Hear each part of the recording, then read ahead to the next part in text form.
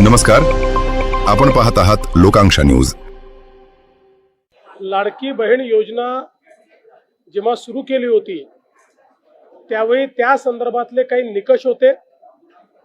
त्या निकषाच्या आधारावर बहिणींना अर्ज करायला सांगितलं होतं आणि कागदपत्रांच्या पूर्ततेला वेळ लागेल म्हणून ही मुभा दिली होती की त्यांनी सेल्फ सर्टिफिकेशन करायचं, म्हणजे त्यांनी जे सांगितलं ते सत्य मानून आपण त्या ठिकाणी त्यांना लाडक्या बहिणीचा लाभ देणं सुरू केलं।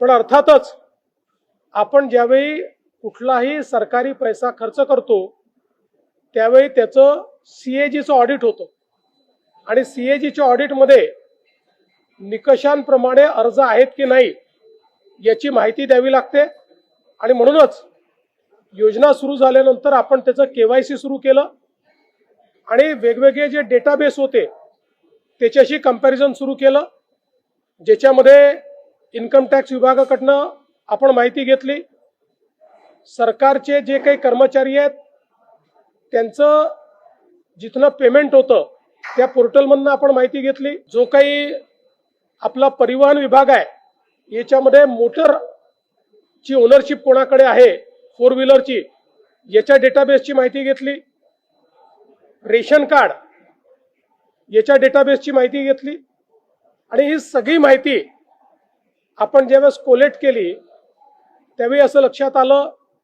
की 5 लाख लोक असे आहेत ज्यांच्या घरी सरकारी नोकरी आहे, 14,000 तर पुरुषच निघाले, जवळपास 10 लाख असे निघाले की ज्यांचं उत्पन्न 2.5 लाखापेक्षा जास्तीचं आहे। अशा वेगवेगळ्या डेटाबेसमध्ये जे लोक अपात्र झाले त्यांना आपण अपात्र केलेलं आहे। त्यासोबत आपण हे सांगितलं होतं केवायसी करून घ्या, म्हणजे जे काही माहिती तुम्ही सादर केलेली आहे ती आतापर्यंत सत्य मानण्यात आली आहे, आता त्याची कागदपत्र द्या। पण मोठ्या प्रमाणात केवायसी झाली नाही। आता एक गोष्ट आपण लक्षात घ्या की ज्यांना अर्ज करता येतो, सेल्फ सर्टिफिकेशन करता येतं, त्यांना केवायसी करता येत नाही असं मानणं काही योग्य नाही। पण जवळपास 9 महिने सातत्याने पाठपुरावा केल्यानंतरही ज्यांनी केवायसी केली नाही ते अर्थातच कुठल्या तरी एखादा निकष पार पाडत नाही म्हणून त्यांनी केवायसी केली नाही।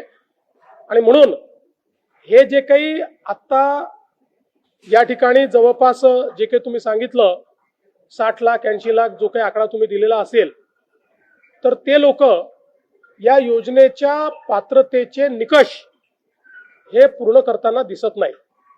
जवळपास 1,70,00,000 महिला, थोडं आकडा कमी अधिक असेल 3-4 हजार पण 1,70,00,000 महिला ज्या आहेत या निकष पूर्ण पार करतात, त्यांची केवायसी झालेली आहे, त्यामुळे त्यांना लाडक्या बहिणीचे पैसे मिळतच राहतील।